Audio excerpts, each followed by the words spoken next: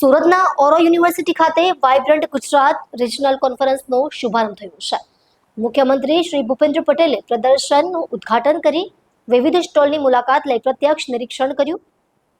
આ પ્રદર્શનમાં ઔદ્યોગિક વિકાસ, ગ્રીન એનર્જી, કૃષિ અને સેવા ક્ષેત્રના સર્વાંગી વિકાસને પ્રતિબિંબિત કરતા સ્ટોલ ઊભા કરાયા છે. કોન્ફરન્સનો ઉદ્દેશ્ય રાજ્યના વિવિધ ક્ષેત્રોમાં રોકાણ અને વિકાસને પ્રોત્સાહન આપવાનો છે.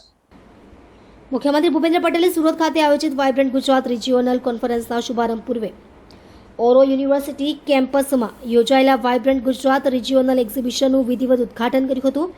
આ પ્રસંગે રાજ્યના ઔદ્યોગિક વિકાસ, કૃષિ પ્રગતિ, ગ્રીન એનર્જી અને સેવા ક્ષેત્રના સર્વાંગી વિકાસને પ્રતિબિંબિત કરતું વિશાળ પ્રદર્શન ખુલ્લું મુકાયું હતું. મુખ્યમંત્રીશ્રીએ પ્રદર્શનના વિવિધ પેવેલિયન અને સ્ટોલની મુલાકાત લઈને ઉદ્યોગકારો અને સ્ટાર્ટઅપ પ્રતિનિધિઓ સાથે ચર્ચા કરી હતી.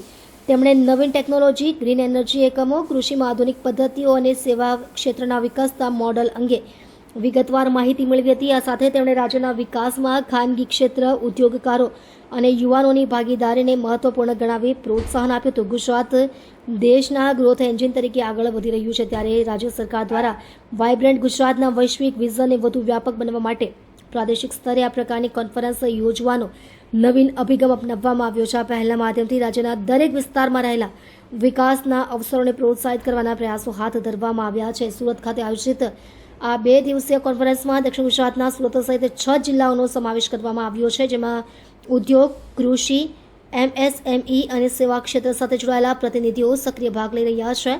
કોન્ફરન્સનો મુખ્ય હેતુ રિજનલ ઇન્ડસ્ટ્રીયલ ગ્રોથને ગતિ આપવી, રોકાણકારોને આકર્ષવા અને રોજગારના નવા અવસરો ઊભા કરવાનો છે. આ પ્રદર્શને ઔદ્યોગિક અને મેન્યુફેક્ચરિંગ ક્ષેત્ર, ગ્રીન એનર્જી અને સસ્ટેનેબલ ડેવલપમેન્ટ, કૃષિ, ફૂડ પ્રોસેસિંગ અને સેવા ક્ષેત્ર એમ મુખ્ય 3 વિભાગોમાં વિભાજિત કરવામાં આવ્યું હતું. આ પ્રદર્શન અંતર્ગત નવી products, technology, machinery, startup, innovation અને સરકારી યોજનાઓનું પણ પ્રદર્શન કરવામાં આવ્યું છે.